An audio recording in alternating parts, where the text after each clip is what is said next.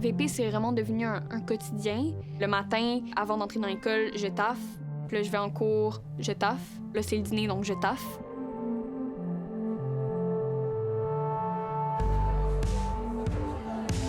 Au secondaire 3, 4, 5, un tiers des jeunes vapotent.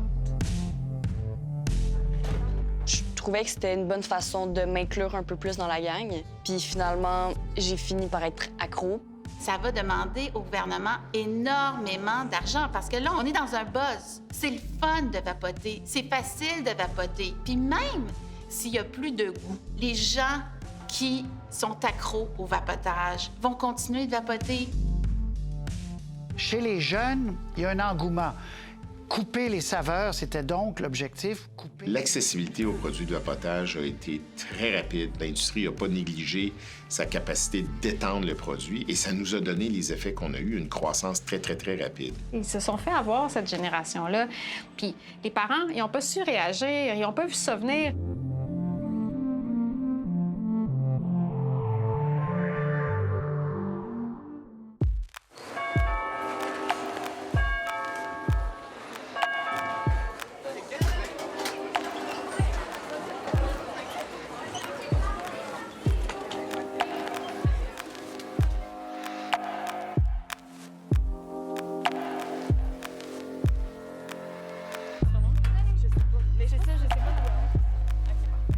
C'est sûr que le passage primaire à secondaire, c'est un peu comme un rituel, tu sais, qu'on entre un peu dans l'adolescence. Quand on pense à l'adolescence, c'est comme rebelle, puis comme cool, puis faire des trucs dont on n'a pas le droit. Puis là, ben c'est sûr, c'est toujours le fun, essayer des trucs qu'on n'est pas supposé faire ou qui sont mauvais pour nous.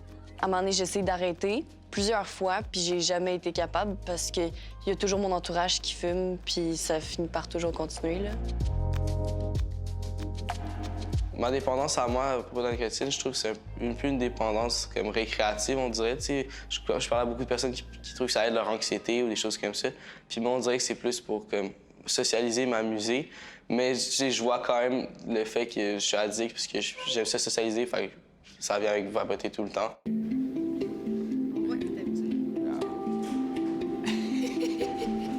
Vous gagnez? Écoute ma voix, écoute ma voix. Vous n'avez pas gagné? Écoute ma voix, écoute ma voix.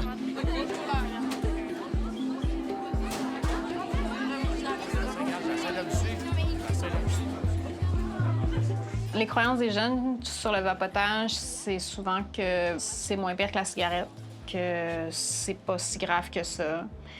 Quand je dis à un jeune après, quand il est dépendant de la cigarette ou surtout de la vapoteuse, puis je lui dis que c'est très, très, très, très difficile de se défaire de cette dépendance-là, que c'est une des dépendances les plus difficiles, que ça peut être même plus difficile que certaines drogues dures. Ils me regardent, puis les deux bras leur tombent, puis ils me disent « Mais voyons donc, comment ça se fait qu'on m'a jamais dit ça? » Donc, c'est sûr qu'il manque d'éducation, là. Il faut savoir que dans la plupart des vapoteuses, il y a des substances psychoactives, comme la nicotine par exemple, qui peuvent mener à une dépendance. Donc, on développe surtout une dépendance à la substance qui se trouve dans la vapoteuse. Il y a plusieurs types de vapoteuses, mais les vapoteuses contiennent en général les mêmes morceaux. Il y a une batterie qui va être connectée à un élément chauffant. L'élément chauffant va être connecté à un réservoir qui va contenir un liquide. Dans ce liquide-là, il y a souvent de la nicotine, un élément qui va dissoudre la nicotine, puis des éléments peut-être de saveur et des traces de produits chimiques et de métaux lourds. À la toute fin de la vapoteuse, évidemment, il y a le morceau où on va mettre nos lèvres, puis on va inhaler. Donc, il y a un processus où la batterie chauffe le liquide devient un aérosol, donc un mélange de vapeur et de particules fines, et c'est ça qui rentre dans les poumons de la personne qui va vapoter. Moi, ça fait 20 ans bientôt que je travaille en dépendance et la dépendance la plus tough, la plus difficile à vaincre, c'est la nicotine. J'ai des patients qui ont lâché le crack, qui ont lâché l'héroïne, qui ont lâché l'alcool, mais ils fument encore la cigarette. Fait qu'on dit souvent que c'est la première dépendance qui s'installe dans la vie d'une personne toxicomane ou alcoolique ou joueur pathologique. Et c'est souvent la dernière qui en sort. OK, là, j'ai besoin d'une taf, par exemple. J'ai pas ma veste. Moi, j'en ai. T'en as une? Ben, je pense que ma dépendance se manifeste vraiment en le fait qu'elle est toujours dans mes pensées, tu sais, le fait que tout le temps, Surtout quand j'ai une vape, genre sur moi, là, j'ai remarqué que même quand elle est dans mon casier, j'y pense. Puis tu sais, là, je suis en maths, puis là, je pense juste à la pause quand je vais sortir dehors pour aller fumer. Puis là, ah, mais à qui je vais pouvoir prendre une taf? Ah oui, telle personne en a, je vais pouvoir lui quêter une petite taf. Puis pendant ce temps-là, il y a plein de trucs dans le cours qui se passent quand je pense à ça. Puis tu sais, c'est hyper déconcentrant de toujours penser à ça. Je le sais qu'ils vape dans l'école puis qu'ils vape pas. Puis ça, c'est pas grave. L'idée, c'est pas de juger puis de dire, toi, t'es dans la case là, puis toi, t'es dans la case là. Mais le travail qu'on fait... La vape est arrivée beaucoup trop rapidement pour qu'on sache comment intervenir puis comment... Un peu comme les réseaux sociaux puis l'utilisation des cellulaires pendant la pandémie. Ça l'a monté en flèche, puis là, on se retrouve avec plein de problématiques avec ça.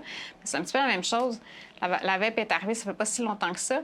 Puis au début, elle s'est installée tranquillement. Puis là, tout d'un coup, elle est partout. Puis elle prend énormément de place dans la vie des jeunes. Puis on n'a pas su gérer ça. Puis là, ils apprennent aujourd'hui des choses qui nous disent « Mais pourquoi on ne l'a pas dit avant? »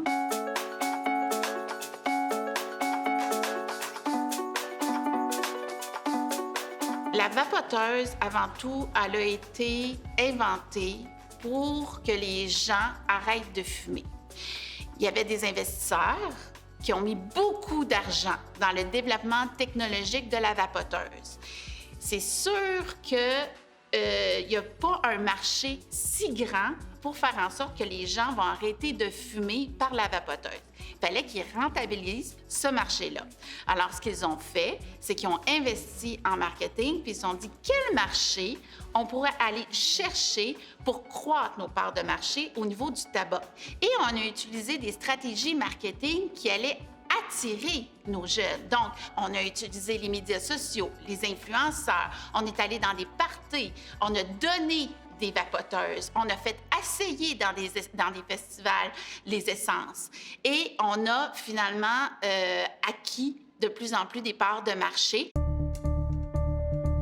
Là, ces temps-ci, la vape que comme tout le monde a, c'est comme en rectangle un peu, genre comme ça. Puis là, il y a le petit embout pour prendre la taf. Et il y a comme un collier qui s'attache pour être comme mis sur la vape, genre. Ça, j'y pensais, puis c'est l'industrie qui pense à toutes ces affaires-là, là, que justement, c'est plus facile de prendre la vape, puis là, de l'avoir sur notre cou, c'est cool parce que tout le monde peut l'avoir. Fait que, tu sais, ça fait de la publicité pour cette vape-là, puis tout le monde voit la marque parce qu'il est écrit la marque sur le petit collier de vape. Ou, tu sais, c'est comme des couleurs funky, là. Puis là, il y en a une qui est arrivée, qu'elle est, genre, rose métallique, puis genre... Mon Dieu, ta vape, elle match avec ton manteau, puis là, c'est donc cool, puis c'est donc nice, puis ça devient comme... Des fois, ça devient un accessoire de mode que je vois, puis je suis comme... C'est quoi ça, genre? Il y a des sacs à dos qui sont conçus avec la ganse intégrée avec la vape. Il y a des hoodies, des chandails à capuchon avec les cordons ici, puis la vape au bout. Il y a des vapes en forme de clé USB, en forme de crayon. Au niveau du design, c'est extraordinaire, OK? C'est beau, c'est un produit même fashion, OK? Certains vont changer leur vapoteuse dépendamment comment ils vont être habillés, où est-ce qu'ils vont sortir. Donc, puis même dans les magazines de mode, on voit certains acteurs ou certains influenceurs se faire poser avec la vapoteuse.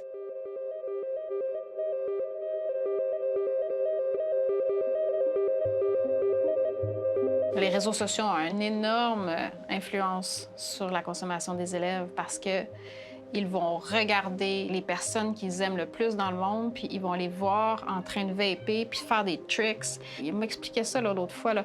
Je la fais rentrer par mon nez, après ça, je la ressors par ma bouche, puis là, on fait des... Ça a un nom, ça, c'est des tricks, puis c'est cool.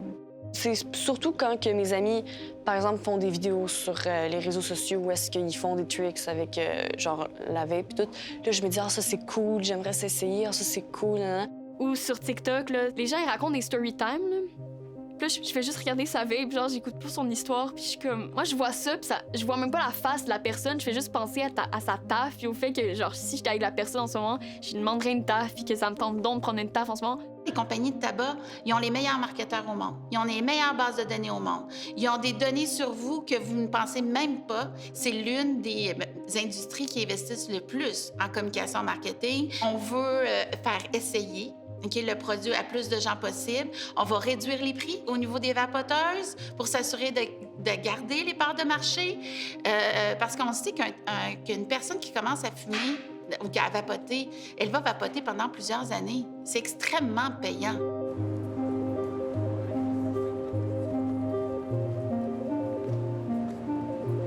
Je vape pas mal en me levant, genre directement, comme quand je me réveille, je prends une taf. Puis, parce que vu que ça fait longtemps que j'ai pas vapé, mais ça fait que j'ai genre, c'est comme l'effet est plus gros. Ça donne un peu un head rush, ça donne un petit peu l'impression d'être genre étourdi. Puis comme, souvent, c'est comme si genre ça te rendormait un peu, puis là, moi, ça rend mes paupières un peu lourdes, puis tout. Fait que là, ça me déstabilise un peu. Puis là, ça dépend combien de puffs je prends. Puis là, des fois, ça peut être plus intense ou moyen. Puis genre, ça dépend aussi, il y a combien de nicotine dans ce que je fume. Le head rush, c'est vraiment à cause de la teneur en nicotine et de la grosseur des bouffées. Tu sais, c'est vraiment de l'inhalation en grande quantité, là. Fait que ça dépend de la grosseur de la bouffée qui est pris, l'inhalation, la teneur en nicotine aussi, et le moment de la journée.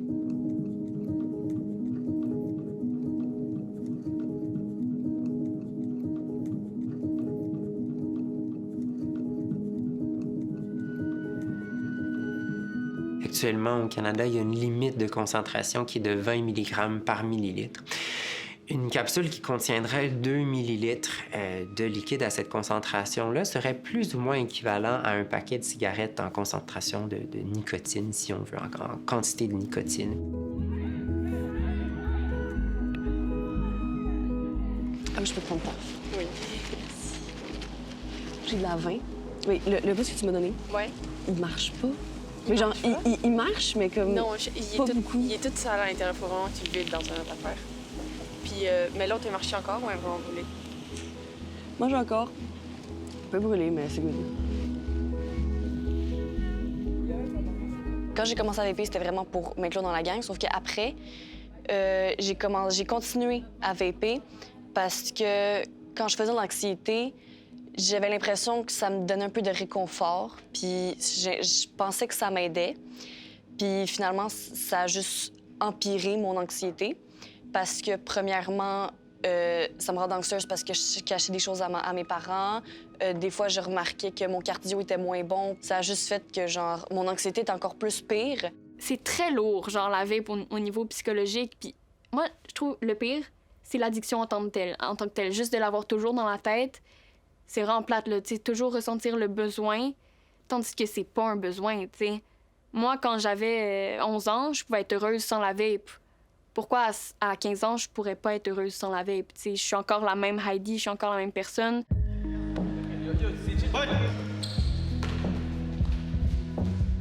J'ai toujours fait un peu de sport, mais tu sais, jamais trop... j'ai toujours été récréatif. J'ai fait du hockey longtemps. L'hiver, je reste allé encore à patinoire dans un parc, je fais du hockey et des choses comme ça. Là. Quand je fais du sport depuis que je vape, j'ai pas senti tant de différence que ça. Je pense que c'est plus le après, là. Genre, je me sentais plus essoufflé après avoir fait mon exercice physique que pendant. Puis c'est surtout quand j'ai arrêté que j'ai compris aussi que là, je peux faire ça plus longtemps, je suis plus de stamina. Fait que ma durée, mettons, de sport peut être plus longue. Puis à la fin, je vais être moins essoufflé. Moi, le truc là, que j'ai le plus remarqué sur mon physique, c'est le cardio. Mais genre, c'est affreux, là. J'ai plus de cardio. Moi, avant, je faisais de la natation vraiment, vraiment beaucoup. Puis là, l'année dernière, j'ai fait mon cours pour être sauveteuse, tu sais, puis il y avait un test physique. J'avais plus de cardio, là. Genre, c'est fini. Je monte les marches, là, de l'école. Je suis morte. 1, 2, 3, 4. Yes, Lou. 1, 2, 3, 4. Bouge, bouge, bouge, bouge. 1, 2, 3. Dans mes cours de gymnastique, j'allais vaper aux toilettes à place d'aller boire de l'eau.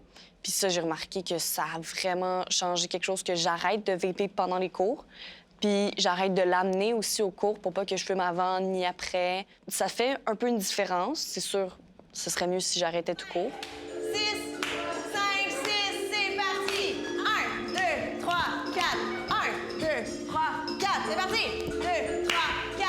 Hop! Il y a des adolescents aussi qui vont me parler comme quoi c'était des athlètes ou ils sont encore des athlètes et ils ont l'impression qu'ils toussent plus, ils ont plus de mucus dans leur gorge qui remonte, ils sont plus essoufflés qu'ils l'étaient avant de vapoter. Et ça, bien, ça peut être lié justement aux aérosols de vapotage, différentes substances qui se retrouvent là-dedans qui peuvent avoir un impact sur la santé des poumons. Et ça, c'est quelque chose que j'entends assez fréquemment. Puis ça correspond quand même assez bien avec ce qui est en train d'être démontré dans les différentes études scientifiques, comme quoi il y aurait des effets plus inflammatoires ou qui pourraient être nocifs à long terme sur la santé des poumons avec les aérosols de vapotage.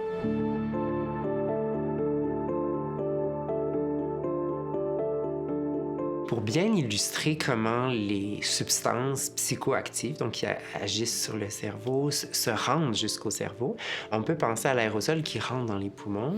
Il y a des petites grappes de raisin qui sont bien entourées de vaisseaux sanguins qui vont aller capter, attraper ces morceaux, ces petites particules de nicotine ou autres substances, les amener dans le sang. Le sang va circuler dans tout le corps et éventuellement, il y a des vaisseaux sanguins au niveau du cerveau qui vont aussi recevoir les particules qui se retrouvent dans l'aérosol. Donc, des poumons, on rentre dans le réseau d'autoroute, si on veut, des vaisseaux sanguins du corps et il y a une grande route qui se rend jusqu'au cerveau et c'est à ce moment-là que le cerveau va percevoir les effets de la vapoteuse. Et on sait que pour la nicotine qui se retrouve dans les aérosols, ça prend 10 à 15 secondes avant que ça se passe. Donc, c'est très rapide. Toute consommation avant l'âge de 25 ans, le cerveau, c'est comme un chantier de construction en action. Moi, je dis souvent à mes jeunes, si tu coules du jello au lieu du béton dans ta fondation de ta maison qui est en construction, ça se peut qu'à 25 ans, elle tienne moins fort.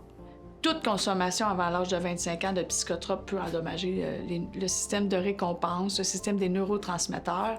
Puis je dis pas que c'est pas dangereux de fumer après l'âge de 25 ans. C'est aussi addictif, mais c'est peut-être moins dangereux de faire des empreintes chroniques dans le cerveau. Mais aussi, on peut développer une dépendance à l'action, au geste, de vapoter, de porter quelque chose à ses lèvres, d'inhaler, puis d'expirer un aérosol. Donc, il y a des composantes plus physiques, puis il y a des composantes plus psychologiques aussi liées à la dépendance. Puis, tu sais, c'est ça, juste le mouvement, là, de prendre la vape, de la mettre dans sa bouche, puis de... Tu sais, souvent, on fait des ghosts, là, des tricks là, de vape, fait que, tu sais, juste comme... On la prend, puis là, on fait notre petit ghost, là, puis ça, c'est comme... Ça nous fait du bien, juste le mouvement, là, tu sais, puis... Souvent, quand on va aller quitter une taf à notre ami ou quand quelqu'un va aller nous quitter une taf, les gens vont garder leur vape dans les mains puis nous donner la taf parce que c'est juste le sentiment de l'avoir avec nous, là. Puis ça, c'est étrange. Tu sais, quand on y pense, là, comme il faut garder la vape dans nos mains, mais c'est ça, tu sais. Puis en classe, moi, je connais des amis que, quand ils ont vraiment besoin de taf, ils prennent un genre de surligneur là, ou un crayon puis ils vont prendre leur taf. On dirait que ça fait du bien, tu sais, comme d'avoir de quoi... à mâchouiller ou à faussement inhaler ou à, tu sais, inspirer, puis je sais pas pourquoi. Ça, ben, je comprends pourquoi, en fait, parce que justement, c'est encore là le quotidien et tout, mais ouais, c'est ça.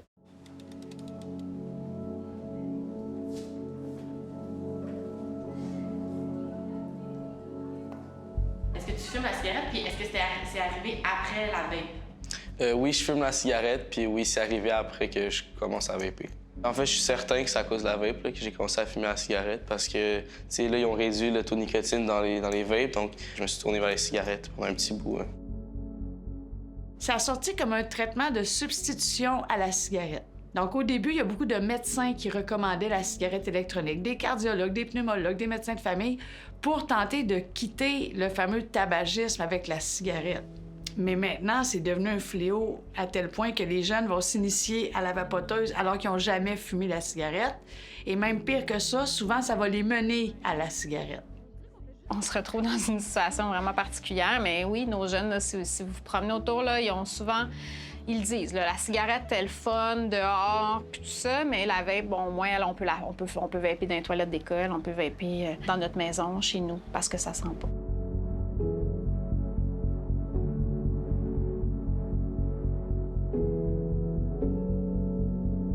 Ce qui influence finalement les jeunes à vapoter, l'une de ces influences dans la littérature, c'est vraiment l'environnement. La facilité de se procurer le produit. Donc, tu peux aller au dépanneur, tu peux te rendre un peu n'importe où. C'est vraiment facile d'obtenir une vapoteuse, OK? Donc, quand c'est au coin de la rue, juste à traverser ton école secondaire... J'achète mes vapes dans des dépanneurs, dans un dépanneur en particulier qui carte pas. Tout le monde y va.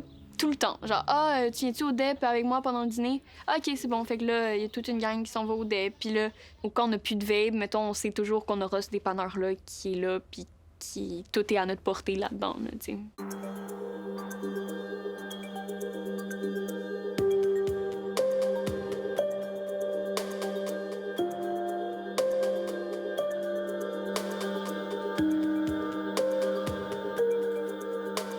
J'achète des pods, genre, individuels à des amis.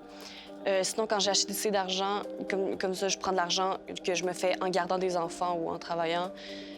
Sinon, je vais au DEP jaune, puis je peux m'en procurer moi-même parce qu'ils me cartent pas.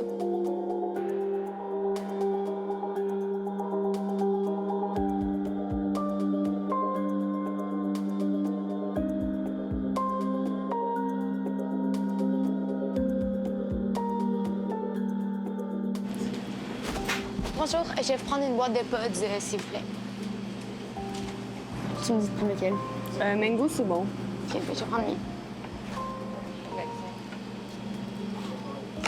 mien. Sur débit. Moi, je vais prendre des pods 20 s'il vous plaît. Est-ce que vous avez genre citron?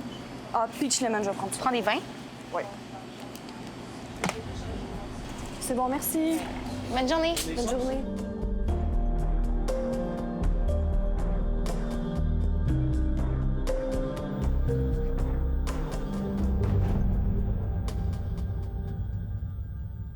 Mais on va pas non plus tout le temps ce DEP-là parce que, il y en a d'autres des DEP qui cartent pas, mais comme une fois que tu sais qu'il y a tel DEP qui carte pas, ben c'est quand même assez plus rassurant parce que des fois, genre surtout les premières fois, c'est stressant de rentrer dans un dépanneur que tu connais pas puis genre d'essayer d'acheter de quoi. À la longue, ils finissent par nous connaître. T'sais, moi, ça fait 1 an que je vais au DEP jaune à chaque semaine, là, puis le monsieur me connaît, là, tu sais. Non, c'est ça.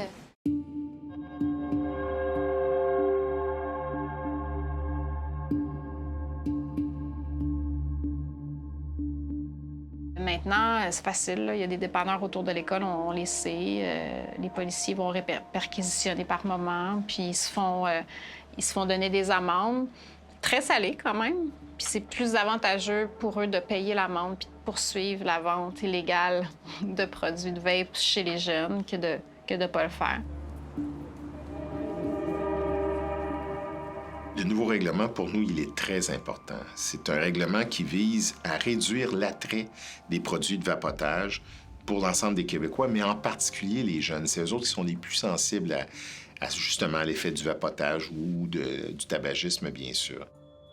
Le vapotage chez les jeunes, avec les produits qu'il y a dedans, et en particulier la nicotine, c'est pas sans effet. La nicotine, ça peut avoir des effets encore plus particuliers chez nos jeunes. Leur cerveau est toujours en développement. Puis la nicotine, ben c'est une drogue qui peut stimuler la dépendance d'abord à elle-même, même ouvrir la dépendance à d'autres produits de toxicomanie. C'est une drogue qui n'est pas sans effet non plus. Il peut avoir des impacts sur les comportements, des difficultés à gérer ses émotions, un peu plus d'impulsivité, des troubles de concentration.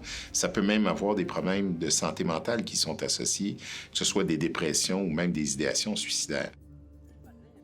Pour les jeunes, le fait de pouvoir consommer une affaire qui est attirante, qui est facile, qui est une forme de clé USB avec des saveurs souvent sucrées, c'est des facteurs qui font en sorte que ça augmente l'attrait et la consommation, puis ça augmente le risque de dépendance. Donc, fallait tenir compte de tout ça quand on a construit le règlement. Puis c'est pour ça qu'il est important, parce qu'il y a une forte croissance de la consommation. Puis c'est pas parti pour être réduit, c'est attrayant, puis c'est malheureusement nocif. Avec les lois actuelles qui font en sorte qu'il n'y a plus de saveur dans les liquides de vapotage, il y aurait la possibilité de vouloir rajouter dans un deuxième temps une saveur. Il faut faire attention. Tous les liquides qu'on va mettre dans une vapoteuse qui n'ont pas nécessairement été produits pour être vapotés pourraient amener des risques importants. Aussitôt qu'on pense à faire des mélanges, à rajouter, à modifier les liquides qui sont là, qui sont vendus de façon légale pour les adultes, évidemment, il y a un risque quand même assez important qu'il pourrait y avoir des effets nocifs, dangereux pour les poumons. Donc, ce serait vraiment à déconseiller.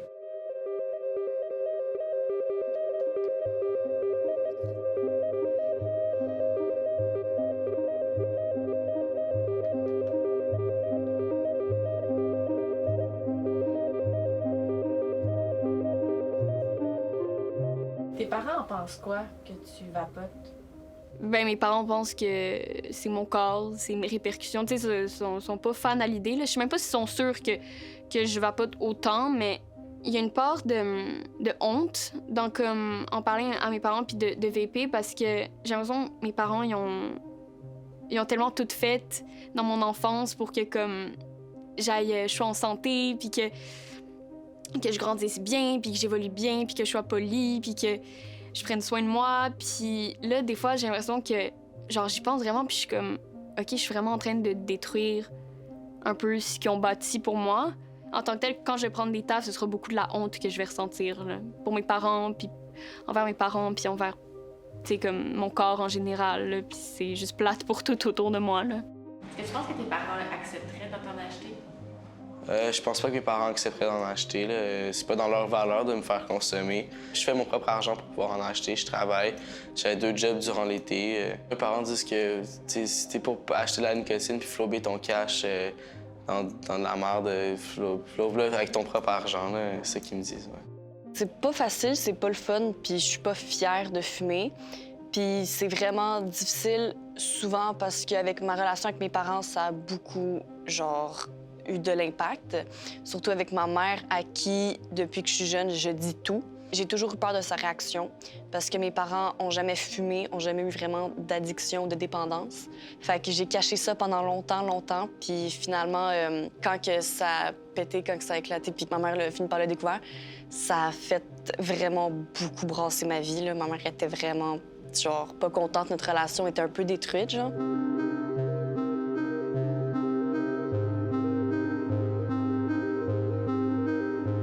Ici, j'ai les 2, Alexandre et Nicolas. Nicolas est plus jeune, secondaire 3 cette année.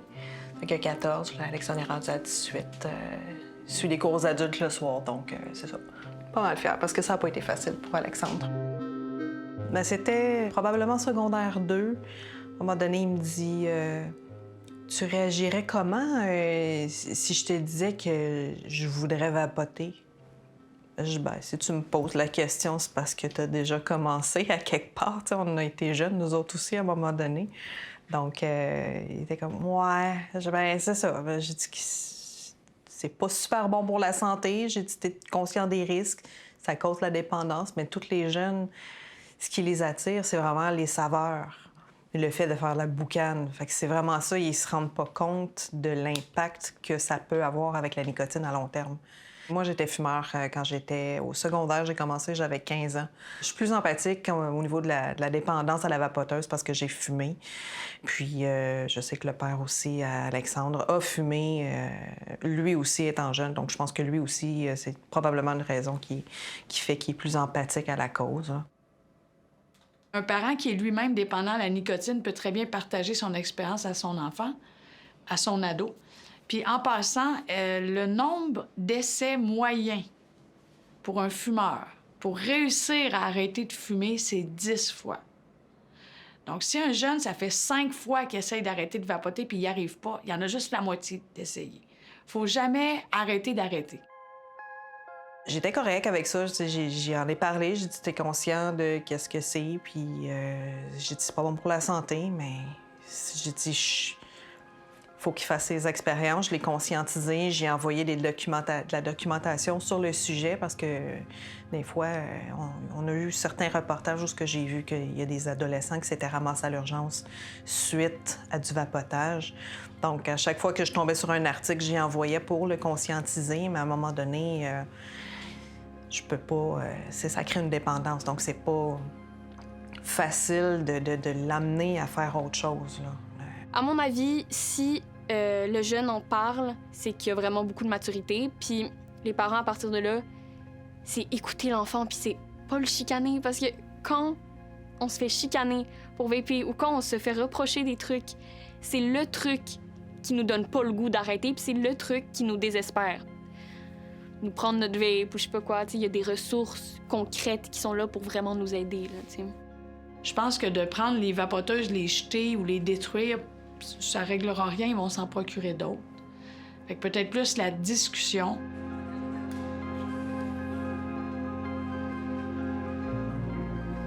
Ça pourrait être une attente raisonnable de dire, à la maison, le vapotage n'est pas permis. Il n'est pas permis pour tous les membres de la famille. Si une personne ado a commencé à vapoter, a même développé une dépendance, d'agir avec des grosses conséquences à chaque fois qu'il y a vapotage, ça va peut-être pas être productif, mais d'essayer d'accompagner puis d'essayer de voir quels objectifs on se fixe, comment on peut te soutenir, ça peut être une façon de procéder. C'est correct si ça leur fait peur quand tu leur donnes les vraies informations, mais toujours dans la bienveillance, toujours dans l'accueil, puis toujours dans le « toi, qu'est-ce que t'en penses? Qu'est-ce que tu sais? Qu'est-ce que tu vois? Y en a-tu du monde qui vape? Ah, il y en a tant que ça, tu sais. C'est bien quand ça vient de lui ou d'elle, plutôt que d'essayer de lui faire dire ou lui faire... Mais après ça, tu sais, on est des parents, on n'est pas des intervenants, là, donc ça peut être compliqué. Il y a des sites Internet, des applications qui existent pour aider Donc, d'aller voir. Puis s'ils ne savent pas, ils peuvent appeler l'école. Là. Il y a des intervenants dans toutes les écoles. Il y a des éducateurs spécialisés dans toutes les écoles.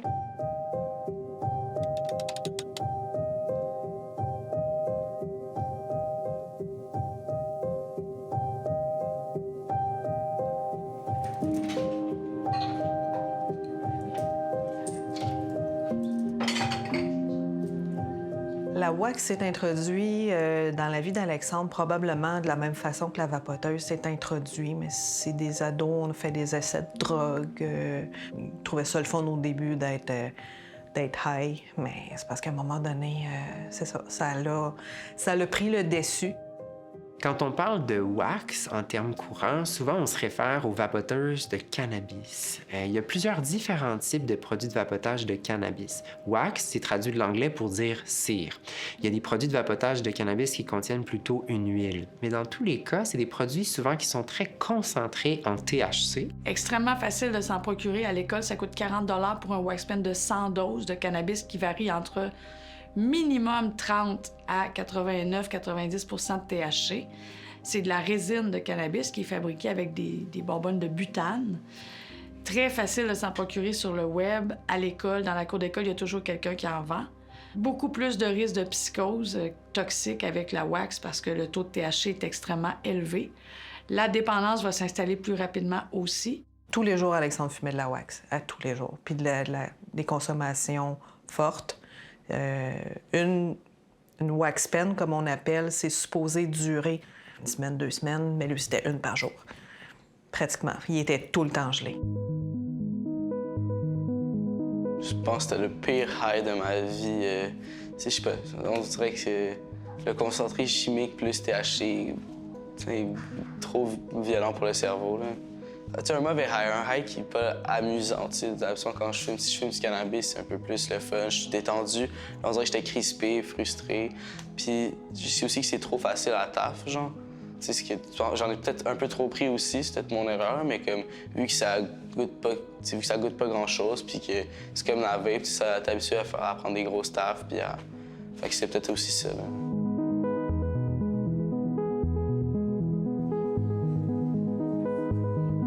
Quand j'ai essayé la wax, j'ai fait un bad trip, puis j'étais paniquée, je me sentais pas j'ai comme perdu la notion de où est-ce que j'étais, il était quelle heure, puis j'étais vraiment pas, genre, j'étais très paniquée. Moi, j'ai une amie, là, elle a déjà fait un bad trip en classe à cause de la wax, là.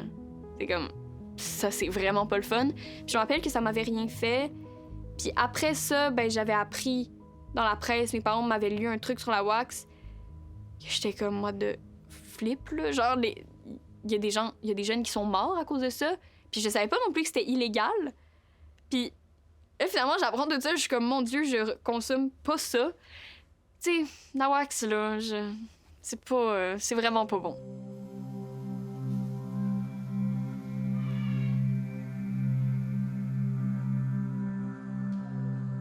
Est-ce qu'on laisse un jeune vapoter? J'ai pas vraiment de réponse, oui ou non. J'ai plus une réponse. C'est une grosse question. Est-ce que le jeune, c'est son seul problème ou, ou c'est le dernier de ses soucis, sa dépendance à la vape? Si c'est le seul truc, là, puis c'est la seule affaire, mais peut-être qu'on essaie justement de l'accompagner dans une démarche. On essaie de l'aider à cesser. On l'aide, on lui achète des nicorettes ou des patchs parce que ça coûte cher. Puis parce que les jeunes, en ce moment, là, qui veulent arrêter, là, ils vont aller se faire prescrire par l'infirmière quand ils ont plus de 14 ans. L'infirmière, elle peut leur prescrire, là. Mais s'ils n'ont pas les sous pour l'acheter, ça devient compliqué. Si j'avais su tout ce que je sais aujourd'hui sur la vape, je pense pas que j'aurais commencé à vaper parce qu'en plus, j'aime beaucoup la gymnastique, puis c'est un sport qui est super important pour moi. Puis si j'avais su que ça aurait eu beaucoup d'impact sur ma forme puis sur la gymnastique, ben je pense pas que j'aurais pris le risque de genre perdre des capacités puis de perdre mon cardio. plus on entend un message, OK, ça c'est prouvé, OK, dans la littérature en marketing, plus je vais entendre un message qui va être négatif, bien, plus je vais adhérer un jour ou l'autre à ce message-là. Si on veut diminuer la consommation du vapotage auprès de nos jeunes, mais auprès de la population en général, il faut l'éduquer. Plus la population va avoir d'informations, d'études, bien, plus finalement les gens vont pouvoir prendre une meilleure décision puis faire de meilleurs choix. Donc, c'est certain que moi, j'espère que le gouvernement va mettre en place, finalement, différents programmes, tant dans les écoles qu'auprès des parents, pour faire en sorte que les gens soient informés, mieux éduqués, puis qu'ils prennent leurs décisions en conséquence. Mais c'est certain que quand on lit un peu sur le vapoting, puis qu'on est éduqué, on ne veut pas que nos jeunes vapotent, puis on ne veut pas nous-mêmes vapoter. Quand on parle des risques liés au vapotage, on peut souvent parler des risques plus aigus à court terme puis à plus long terme. Si on regarde les risques à court terme, il y a eu plusieurs centaines de cas de maladies aiguës liées au vapotage qui ont vraiment affecté les poumons. On a eu assez de recherches pour savoir qu'il y a des réactions dans les poumons qui ont été entraînées par une exposition à certains produits chimiques qui ont vraiment fait une réaction là, qui a rendu les poumons très inflammés, les poumons ne pouvaient plus respirer proprement, puis dans certains cas, ça a même mené à des décès.